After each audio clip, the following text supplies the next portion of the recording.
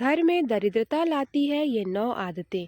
घर के बड़े बुजुर्गों को अक्सर इन आदतों को लेकर कई बार रोक टोक करते देखा है। यह बातें कई बार बच्चों को बहुत खराब लगने लगती है, लेकिन इसके पीछे एक बहुत बड़ा अर्थ छुपा हुआ है।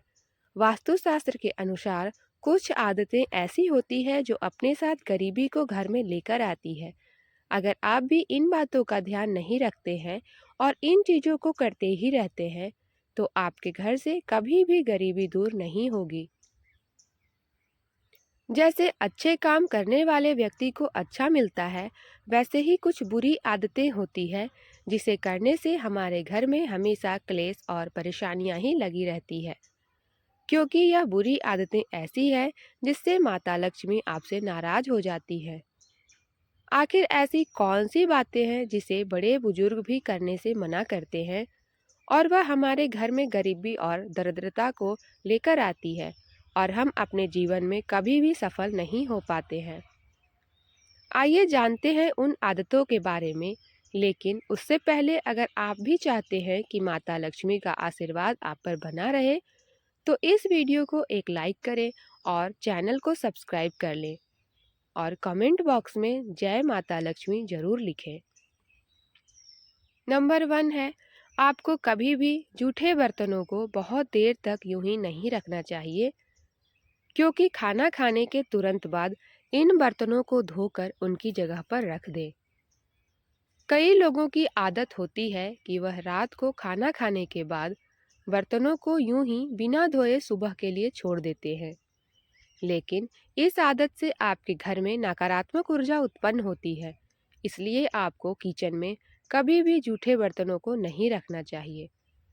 साथ ही इससे आपके राहु और केतु ग्रह का भी कुप्रभाव घर में पड़ने लगता है। नंबर 2, खाना खाने के बाद कभी भी थाली में हाथ नहीं धोना चाहिए। ऐसा करने से आपके भाग्य को कमजोर बना देता है, साथ ही आपकी आर्थिक स्थिति कमजोर होने लगती है। नंबर 3, आजकल क्या देखने को मिलता है कि सभी लोग अपने बिस्तर पर ही बैठकर कोई काम करने लगते हैं और वहीं टीवी देखते हुए बिस्तर पर ही खाना खाने लग जाते हैं। लेकिन यह आदतें बुरी है। वास्तुशास्त्र में बिस्तर पर बैठकर खाना खाने के लिए मना किया गया है। इससे हमारा बिस्तर झूठा हो जाता है और घर की सुख शांति भी भंग हो जाती है। नंबर 4, शास्त्रों और पुराणों में सोने के लिए समय निर्धारित किया गया है। सूर्योदय से पहले जगना और रात्रि के समय सोना बहुत ही अच्छा बताया गया है। लेकिन कुछ लोग आलस के कारण सूर्योदय और सूर्यास्त के समय ही सोते रहते हैं, जो कि सही नहीं है। खासकर गोधूली बेला के समय सोना या लेटना अशुभ माना जाता है। शाम का वक्त यानी गोधूली बेला घर में पूजा पाठ करने का समय होता है। अगर आप इस वक्त सो रहे हैं तो आपके घर में दरिद्रता का वास होता है। नंबर 5, आप जिस बिस्तर पर सो रहे हैं वह गंदा नहीं होना चाहिए। साथ ही बेडशीट या चादर फटी हुई नहीं होनी चाहिए। अगर आप ऐसी स्थिति में सो रहे हैं तो आपके घर पर नकारात्मक ऊर्जा का प्रभाव पड़ता है। साथ ही आपके ऊपर भी नकारात्मक ऊर्जा का प्रभाव पड़ता है और आपका भाग्य उदय नहीं हो पाता है। साथ ही सुबह उठते ही बेड को साफ करके चादर मोड़ने की आदत डालें। इससे आप जीवन में सफलता की ओर अग्रसर होते जाएंगे। नंबर 6, रोजाना पूजा करने से पहले और पूजा करने के बाद मंदिर को साफ रखना जरूरी है। इस बात का ध्यान रखें कि सीधे जाकर पूजा न करने लग जाएं, बल्कि पूजा घर को साफ कर लें, उसके बाद ही पूजा करें, जिससे माता लक्ष्मी की कृपा आप पर सदैव बरसेगी। और अगर आप रोजाना पूजा नहीं करते हैं तो भी मंदिर में कभी भी धूल मिट्टी नहीं जमने दें। नंबर 7, वास्तुशास्त्र के अनुसार रात में कपड़े धोने से बचना चाहिए। ऐसा करने से नकारात्मक ऊर्जा का वास होता है, क्योंकि रात में नकारात्मक शक्तियां ज़्यादा प्रभावशाली रूप में रहती है।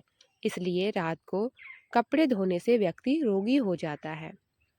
नंबर 8, शाम के समय झाड़ू लगाने के लिए मना किया जाता है।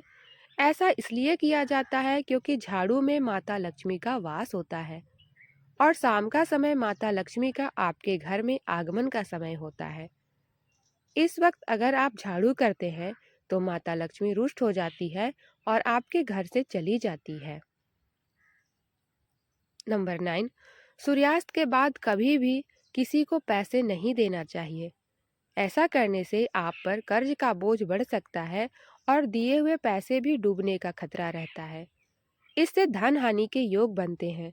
इसके अलावा संध्या के बाद दूध, दही और नमक जैसी चीजों का दान नहीं करना चाहिए या किसी को भी उसके घर पर नहीं पहुंचाना चाहिए। इन चीजों को देने से आप आर्थिक रूप से कमजोर होने लगते हैं। इसके अलावा जिनके घर का मुख्य द्वार पर अंधेरा रहता है, उनके काम बनते बनते बिगड़ जाते हैं। इस वजह से बहुत मेहनत करने के बाद भी आपको सफलता नहीं मिलती है। हमारा निवेदन है, आपको यह तमाम जानकारी जनरुचि को ध्यान में रखकर दी जा रही है। ज्योतिष और धर्म के उपाय और सलाहों को अपनी आस्था और विश्वास पर आजमाएं। हमारा उद्देश्य मात्र आपको बेहतर सलाह देना है। अगर आपको वीडियो पसंद आई हो तो इस वीडियो को एक लाइक करें और चैनल को सब्सक्राइब जरूर कर लें।